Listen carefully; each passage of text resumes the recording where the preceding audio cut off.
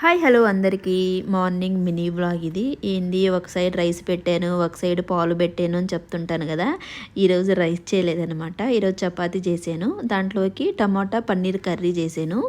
Onions బాగా మగ్గిన తర్వాత ఇట్లా కట్ చేసుకున్న టమాటా ముక్కలు కూడా వేసేసుకోవాలి. టమాటాలు కొంచెం ఎక్కువే పడతాయి అన్నమాట.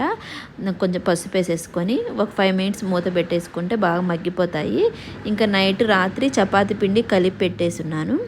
ఇక్కడ ఒక సైడ్ చపాతీ కూడా కాల్చేసాను. ఈరోజు బాగా లేట్ అయిపోయిందండి.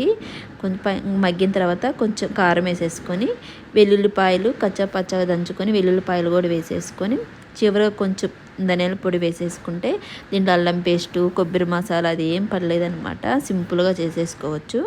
ఇంకా కట్ చేసుకున్న పన్నీర్ ముక్కలు కూడా వేసేసుకోవాలి. పన్నీర్ ఎక్కువసేపు ఉంచితే బాగా చాగినట్టు అయిపోతాయి.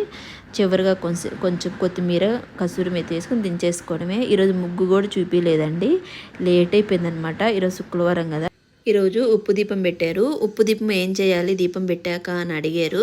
ఇది నీళ్ళలోనే వేయచ్చు, చెట్లలోనే వేయచ్చు. పూలు కాయలు కాసి చెట్లకు మాత్రం వేయకండి, చెట్లు చనిపోతాయి. Please subscribe to my channel.